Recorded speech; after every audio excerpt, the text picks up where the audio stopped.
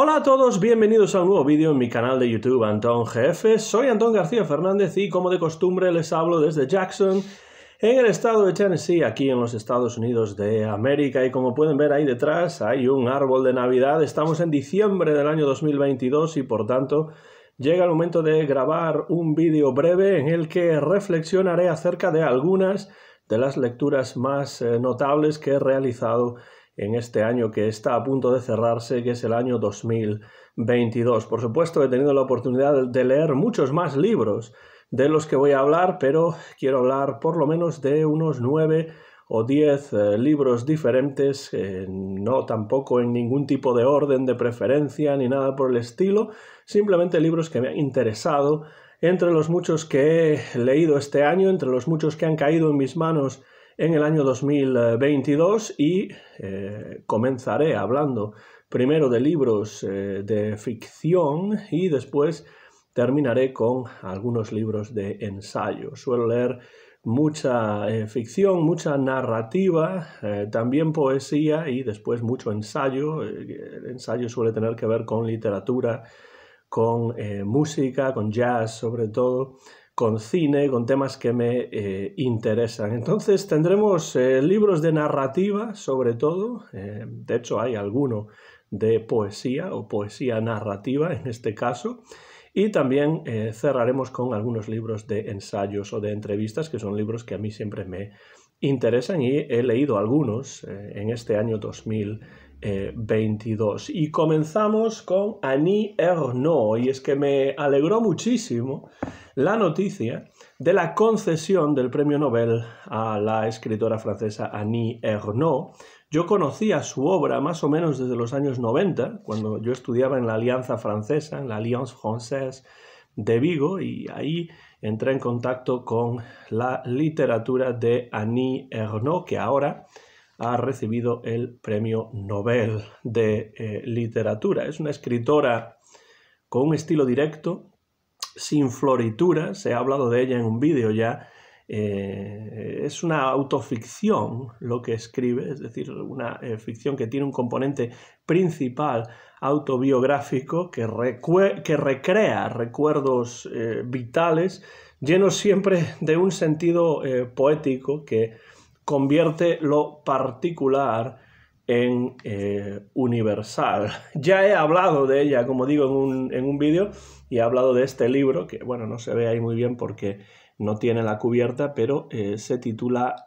A Man's Place en inglés, La Place en el original francés, y es una obra en la que Annie Ernaux analiza la relación que mantuvo a lo largo de su vida con su padre, y desde ese punto de vista reflexiona sobre sí misma, reflexiona sobre la vida de su padre, sobre los acontecimientos del siglo XX por los que tuvo que pasar su padre, acontecimientos que tienen que ver con cuestiones globales como puede ser la Segunda Guerra Mundial, pero también con cuestiones particulares y personales como puede ser, pues ya digo, la relación con su padre, la relación con su familia, la manera en la que su padre crea su negocio y lo lleva adelante, las ideas que tiene su familia y cómo la propia Ernaux tiene unas ideas diferentes y tiene un acceso a la educación diferente. Bueno, todo ese tipo de cuestiones está en este libro en inglés, A Man's Place. Este lo he leído en inglés porque es el que estaba en la biblioteca de la universidad en la que yo doy clase. Y el libro que yo originalmente había leído en francés se titula La Place, el lugar. Otro libro que he leído, porque claro, después de leer ese libro busqué otros de Annie Ernaux. Es una de esas escritoras que, como digo, yo conocía, pero no había entrado demasiado en su literatura desde hacía varias décadas, y para eso sirve a veces el Nobel, para recordar a ciertos autores que uno tenía olvidados o para conocer nuevos autores que son importantes, son interesantes, pero quizá no son tan conocidos. Otro libro que he tenido la oportunidad de leer de Annie Ernaux estos días es Passion Simple o Pasión Simple. Esta es la edición original en francés, y aquí lo que tenemos es la crónica de una relación pasional y sexual con un hombre casado, todo ello narrado con esa admirable economía lingüística y esa tremenda honestidad que siempre caracteriza a Annie Ernaux. Dice en la parte de atrás, en la contraportada del libro: a partir del mes de septiembre del año pasado no he hecho nada más que esperar a un hombre, que él me llame por teléfono y que venga a mi casa. Sobre eso trata este breve libro, menos de 100 páginas, si no me equivoco. Sí, unas 70 y tantas páginas. Annie Ernaux, Pasión simple, en la traducción española. Esta es la versión francesa, Passion simple. Así que Annie Ernaux es la primera de las escritoras de las que quiero hablar hoy. Y otra escritora de la que quiero hablar es Mercedes Ballesteros. Aquí tenemos uno de sus libros, Mi hermano y yo por esos mundos. Y en una conferencia académica a la que asistí este año, presenté una ponencia precisamente sobre esta escritora española del siglo XX, Mercedes Ballesteros, poco conocida hoy en día, pero autora de unos cuantos libros notables como este, que aquí está, Mi hermano y yo por esos mundos, o Pasaron por allí, que es otro libro que tengo de ella, aunque no lo he leído todavía, escrito en ese caso en los años 80. Me parece que esta es la primera edición, sí, de octubre de 1962 en la legendaria colección Áncora y Delfín de Ediciones Destino. Y el problema es que la mayor parte de los libros de Mercedes Ballesteros no se han reeditado y por tanto, bueno, esta es una primera edición que tuve la oportunidad de conseguir, pero no son libros fáciles de encontrar. En ellos, Mercedes Ballesteros lo que hace es literaturizar sus recuerdos de infancia, mezclando la perspectiva infantil del personaje, que tiene que ver con la propia Ballesteros, con una narración retrospectiva que hace de sus historias, desde mi punto de vista, una verdadera delicia, que me recuerda a mí, por lo menos, a algunas de las novelas de Elena Fortún, como por ejemplo las novelas que Fortún dedicó a su personaje de Celia. Un libro, desde luego, muy recomendable, poco conocido, pero que realmente está muy bien escrito, que tiene muchísimo interés por la técnica narrativa que utiliza Mercedes Ballesteros y también por el alto contenido autobiográfico, pero retrospectivo, claro, porque mezcla la autobiografía con la ficción, con diferentes perspectivas, y me parece un libro muy interesante. Si quieren saber más acerca de este libro, pues en el canal está disponible el vídeo en el que se recoge esa ponencia que presenté en una conferencia este año, y la obra de Mercedes Ballesteros suele utilizarla, algunos de sus cuentos sobre todo, de vez en cuando en clases de literatura que doy en la universidad. No es muy conocida, pero desde luego es una escritora que a mí me parece interesante. Y cuando yo estudiaba filología inglesa en la Universidad de Vigo, algunas de las clases que más me interesaban eran aquellas que estaban relacionadas con el inglés antiguo, el Old English, y el inglés medieval, Middle English. Todo esto de leer textos en Old English o en Middle English y traducirlos al inglés actual y hacer análisis sintáctico muy parecido a lo que ya estaba acostumbrado a hacer en el instituto, en la escuela secundaria, con el latín o con el griego, a mí me interesaba mucho. Me interesaban esas clases de inglés antiguo e inglés medieval, tanto por el aspecto lingüístico como también por el aspecto más literario. Y entre las obras medievales inglesas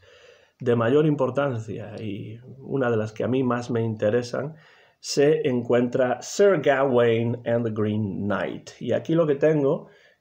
Sir Gawain y el Caballero Verde, es una traducción al gallego de Sir Gawain y se titula Sir Gawain e o Cabaleiro Verde. Este poema es un poema narrativo, anónimo, de lo que se llamó el alliterative revival, es decir, el renacimiento de la aliteración, el renacimiento de lo aliterativo en la poesía medieval, porque la aliteración es algo más típico, más propio de la poesía anglosajona antigua, del Old English, como por ejemplo, por supuesto, el famoso poema épico Beowulf. Y lo que tengo en la mano es una traducción al gallego publicada por la editorial Rinoceronte, y a cargo esta traducción y esta edición en gallego a cargo de Jorge Luis Bueno, que fue uno de mis profesores en la Universidad de Vigo. Tengo que decirlo claramente, uno de los mejores profesores que yo he tenido en toda mi vida y en toda mi carrera universitaria. Jorge Luis Bueno hace aquí lo más difícil, hace el más difícil todavía,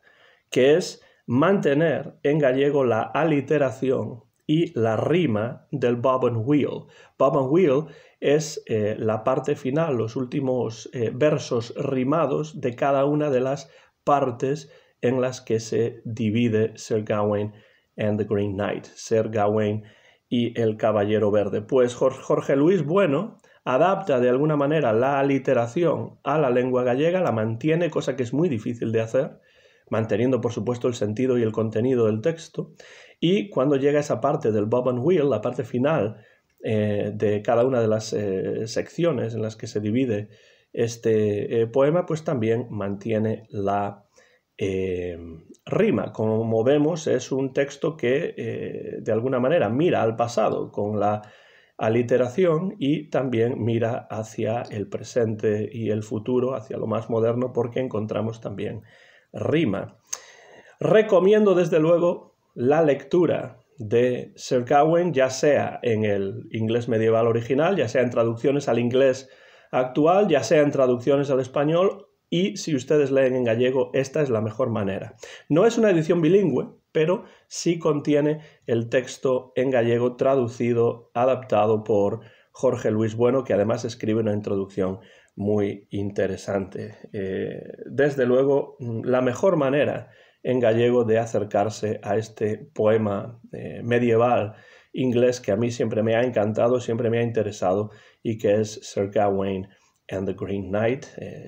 Mando un saludo a Jorge Luis Bueno y además le doy mis felicidades porque he leído esta traducción y es una verdadera maravilla, muy, pero que muy recomendable. Sir Gawain e o Cabaleiro Verde. He hablado también en un vídeo en alguna ocasión del escritor Marco de Nevi, argentino, que es un autor que yo uso a menudo en mis clases de español en la universidad. Tanto en clases de lengua como en clases de nivel más avanzado y de literatura o de composición, redacción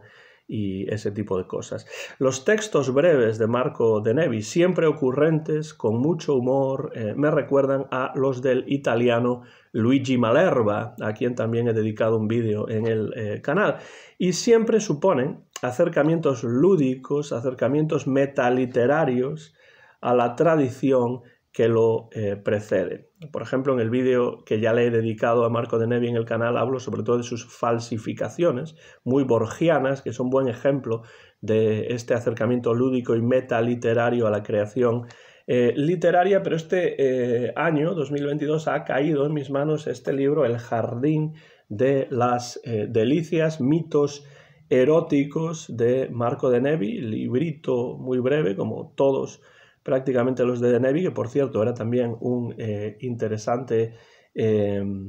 dramaturgo. Y este Jardín de las Delicias nos presenta breves reescrituras de mitos eróticos, como dice el título, desde la perspectiva personal de Marco de Nevi. Y bueno, pues como pueden ver son textos breves, una viuda inconsolable, decadencia, lamento de una mujer generosa, o el que aparece en la contraportada de este libro, Los amores digitales, se refiere a los dedos en este caso, y dice: después de haber sido rescatada, Helena, la de Troya, le aconsejaba a Menelao, su marido: Si quieres castigar a Paris por haberme raptado, está bien, cástralo, se lo merece, pero ojo, si vas a castrarlo, no te equivoques y córtale los dedos de las manos. Yo sé por qué te lo digo. Ahí vemos el humor de Marco de Nevi, un libro muy original como todos los que publicó en vida Marco de Nevi. Este se titula El jardín de las delicias, mitos eróticos. Es un libro del año 2005 publicado por la editorial Thule Ediciones Corregidor, dice también, Thule Ediciones, y es un libro publicado, como digo, en 2005 y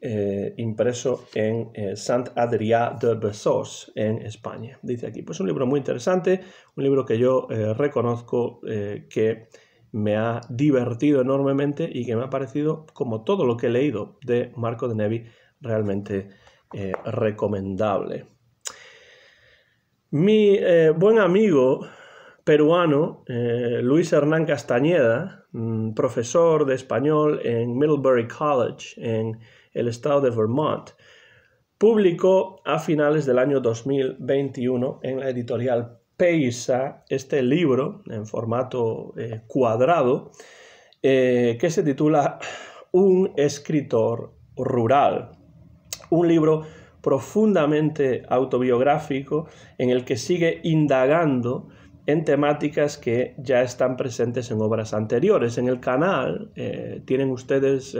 un par de vídeos en los que he grabado conversaciones con Luis Hernán Castañeda y también hay alguna reseña de algunas de sus obras anteriores. Desde luego aquí tenemos una fotografía de Luis Hernán Castañeda y bueno, por ejemplo, he reseñado en el canal novelas como la excelente del 2018 Mi madre soñaba en francés. Luis Hernán Castañeda, en este libro, ya digo, profundamente autobiográfico, se acerca de forma notable a la autoficción. Y no faltan las reflexiones metaliterarias acerca de la relación entre vida y literatura, la literaturización de la experiencia vital y los puntos de unión y los puntos de divergencia entre el mundo rural y el urbano. El mundo urbano del que Luis procede y el mundo rural en el que vive porque trabaja en una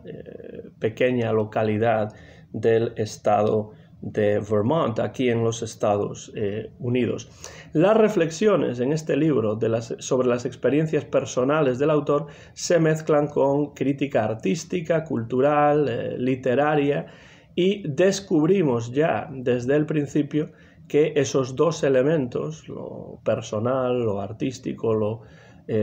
autobiográfico, lo literario, están íntimamente relacionados, interrelacionados, como es típico en muchas de las obras de este escritor peruano, que es Luis Hernán Castañeda. Tenemos referencias a David Lynch, tenemos reflexiones sobre la universidad, sobre la docencia,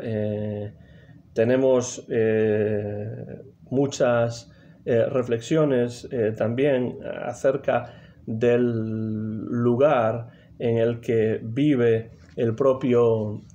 Luis Hernán Castañeda, y en este capítulo habla acerca de Pedro Almodóvar. Me obsesionan las películas de Pedro Almodóvar, me obsesionan especialmente las 7 películas que Pedro Almodóvar rodó en los años 80. Mi obsesión no es original, se trata del director español más apreciado en los Estados Unidos, lo cual me tiene sin cuidado. No pienso renunciar a él ni a su amada colección de estridencias. El desborde narrativo, el batiburrillo de géneros, el humor desopilante, la reflexión sobre la autoría y la autobiografía indirecta que nos ofrece de cinta en cinta. Podría ser un artículo, podría ser un estudio sobre Pedro Almodóvar, pero entrará posteriormente en este capítulo lo autobiográfico y por tanto lo personal y lo artístico, lo literario se interrelacionan, se mezclan en este magnífico libro que no sé si es fácil o no de conseguir, pero yo desde luego lo recomiendo. Un escritor rural de Luis Hernán Castañeda. Otro autor, en este caso no peruano, sino español, que llevo muchos años siguiendo y que he utilizado en algunos momentos en mis clases en la universidad, he reseñado o hay cierto contenido relacionado con su obra en el canal, es Víctor Balcells, y he tenido no hace mucho la oportunidad de conversar con él y de entrevistarlo en el canal, con lo cual también pueden buscar esa conversación dentro de la serie de podcasts y de videocasts en vez de la página que están disponibles en el canal. Me interesan mucho de Víctor Balcells sus relatos, sus novelas, los vídeos que publica en su canal de YouTube, que también recomiendo, y la publicación en Anagrama de su nueva obra, de su nueva novela, que se titula Discotecas por fuera. Me dio la oportunidad este año de entrevistar a Víctor Balcells y además espero pronto, en 2023, presentar una ponencia en una conferencia sobre esta novela en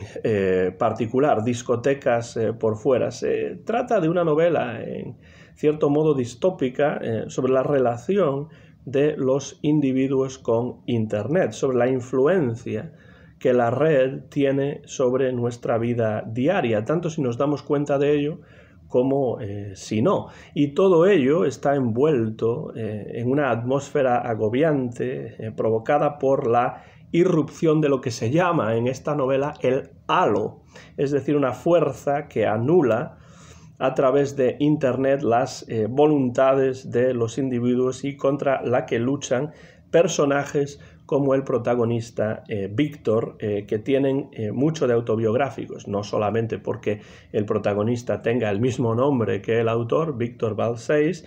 el protagonista se llama Víctor, sino porque mucho de lo que encontramos en esta novela tiene que ver con la experiencia vital del propio autor. Es una novela para mí realmente fascinante, incluso desde un punto de vista lingüístico, por la inclusión de tanto vocabulario relativo a lo cibernético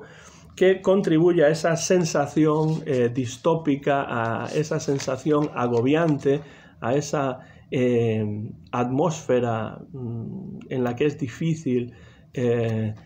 respirar. Y me parece que es una novela que les va a interesar si se acercan a ella. Es una novela,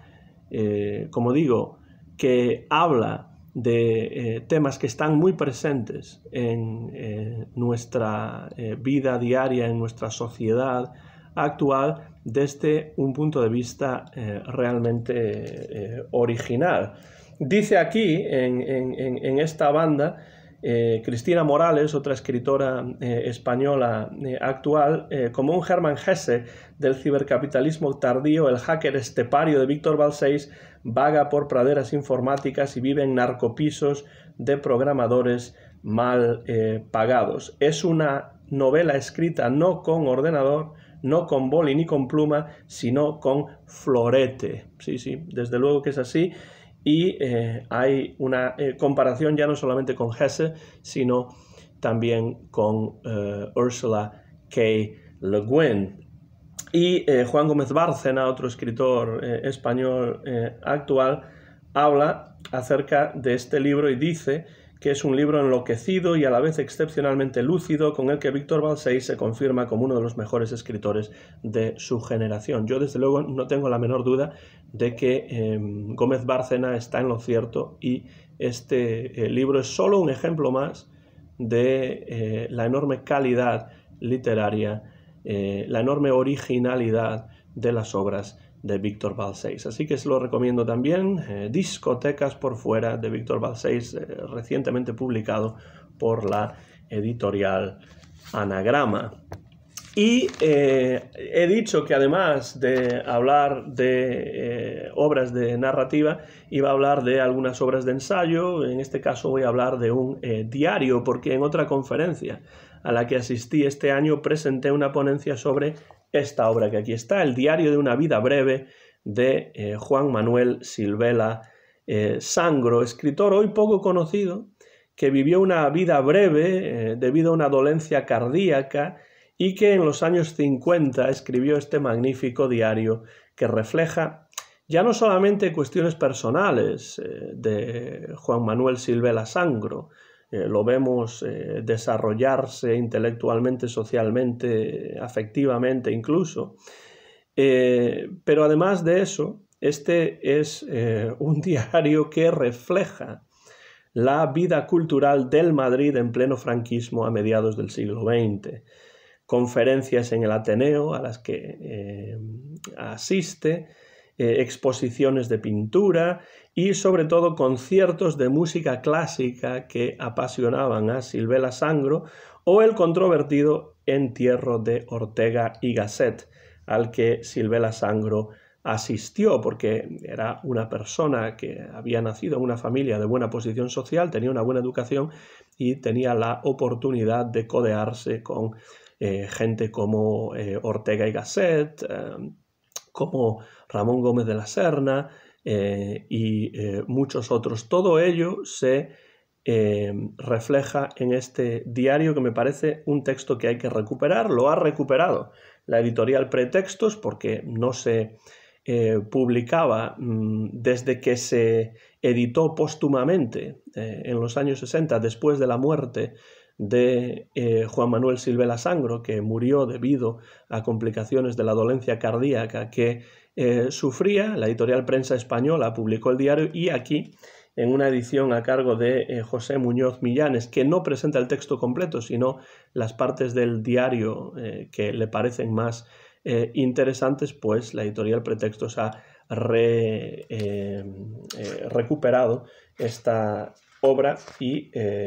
la publicación de esta reedición es del año 2015. Un texto, como digo, que hay que recuperar, y que yo creo que si les interesa la música y la vida cultural en la España de mediados del siglo XX, en la capital, en Madrid, en pleno franquismo, creo que esta es una obra que les va desde luego a fascinar, y a mí me fascina el estilo directo,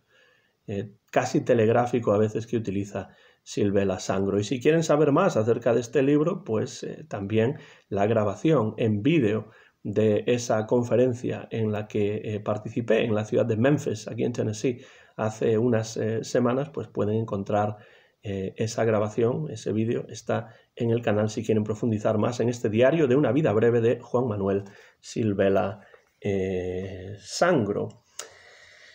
Y también tengo que hablar de cine. Va a haber un vídeo más extenso acerca de este libro en un futuro, espero que próximo, porque para mí el cine se inició con Alfred Hitchcock. Se inició con este hombre que aquí está, en la portada de este libro. Así que la lectura de sus conversaciones con François Truffaut en los años 60 me parece algo fundamental. No solo porque nos permite entrar de lleno en el universo de este gran director inglés, sino porque son unas conversaciones que constituyen toda una clase magistral sobre el cine como arte y como medio, al ser intercambios de apreciaciones entre Hitchcock y Truffaut, entre dos grandes cineastas del siglo XX. Una edición diferente, más antigua, también en Alianza Editorial, de este libro, La leí pues más o menos cuando tenía unos 16, 17 años, durante un viaje en tren que realicé entre Vigo y Lisboa para ir a visitar allí a una amiga. Pues en ese viaje en tren, que era bastante largo, de ida y después de vuelta, pues me leí este libro, que ahora he conseguido en una edición bastante mejor, parece que incluso aumentada. Es la 13ª reimpresión de 2021 y además incluye también algunas fotografías en la parte interna, algunas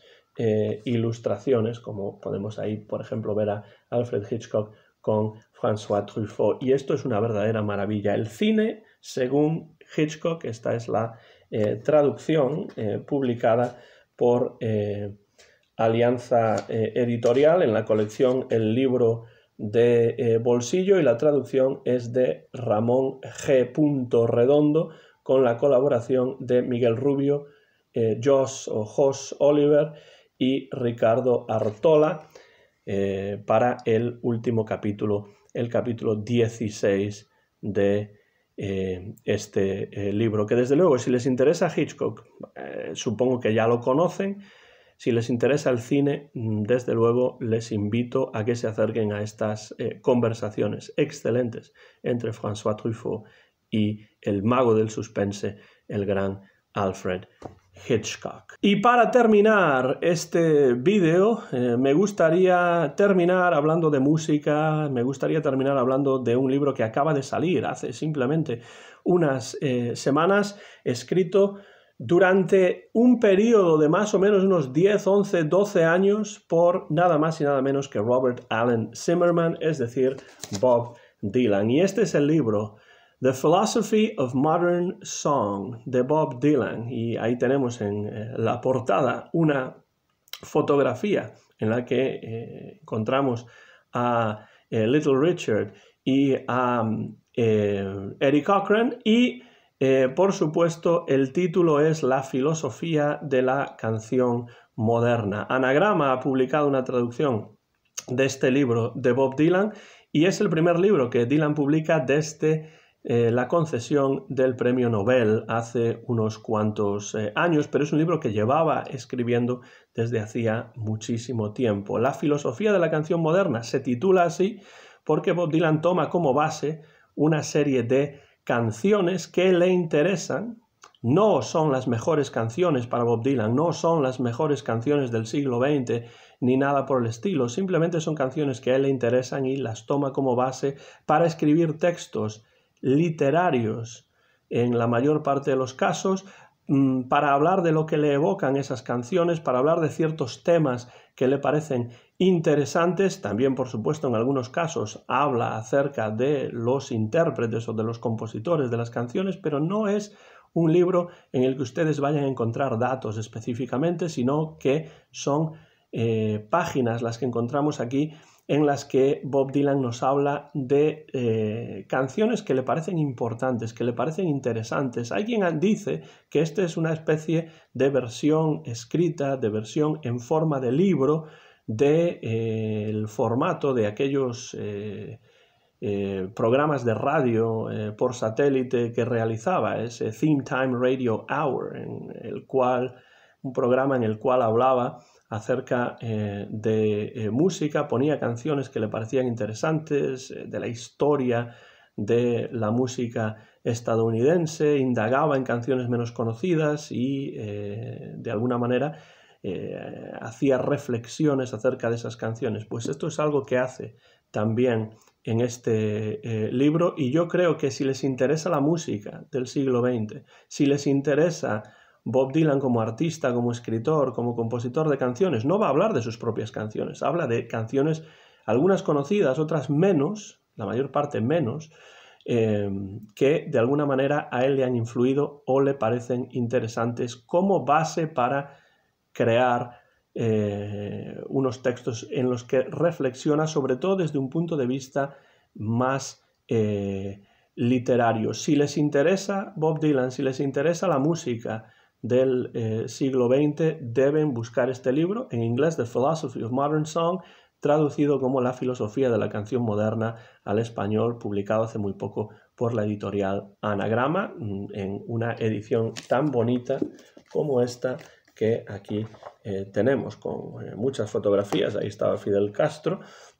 fotografías que tienen que ver de alguna manera con las canciones. Voy a hacer un vídeo específico sobre este libro, pero no quiero dejar pasar la oportunidad de recomendarlo en este vídeo acerca de algunas de las lecturas notables que he realizado en este año 2022. Este libro ha salido hace muy poco, pero es un libro que ya he devorado y es un libro que he leído de principio a fin, pero que además se puede ir leyendo poco a poco, canción por canción y no necesariamente en orden.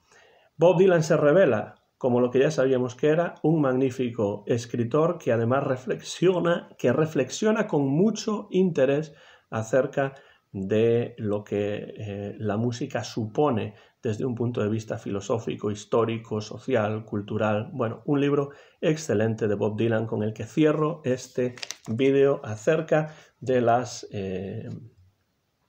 obras más interesantes que he tenido la oportunidad de leer, que han caído en mi mano durante este año 2022. No sé si ustedes han leído algunos de estos libros, les animo a que se acerquen a ellos si es que no los han leído. Y si los han leído, pues dejen comentarios por la parte de abajo. ¿Qué les han parecido estos libros que he comentado? Si es que ustedes ya los conocen y los han leído. Si no, les animo a que se acerquen a ellos y también a que dejen comentarios acerca de qué libros ustedes han leído este año 2022 que les parecen recomendables y por qué. Así podemos entrar en una conversación acerca de literatura, acerca de libros, que, bueno, es una de las cosas que a mí más me interesan y una de las razones de que exista este canal de YouTube. Soy Antón García Fernández, me despido ya desde Jackson, en el estado de Tennessee, en los Estados Unidos de América, donde en el mes de diciembre del año 2022 he grabado este vídeo. Mío es el copyright de este vídeo, que muy pronto van a poder ver en mi canal de YouTube, Antón GF. Les deseo unas muy felices fiestas, sea lo que hagan, sea donde sea que ustedes se encuentren, y sobre todo les deseo que reciban y que regalen muchos y muchos libros y que disfruten del tiempo de ocio, no solamente para estar con la familia, no solamente para estar con los amigos, sino para tomar el tiempo de sentarse y leer algún libro que les parezca interesante y que quizá no hayan tenido la oportunidad de leer en el resto del año. Como digo, felices fiestas, happy holidays. Soy Antón García Fernández, les doy las gracias por seguir estos vídeos, por cualquier comentario que dejen por la parte de abajo, y espero que alguno de estos libros que recomiendo y que invito a que lean les parezca interesante. Gracias y hasta la próxima ocasión.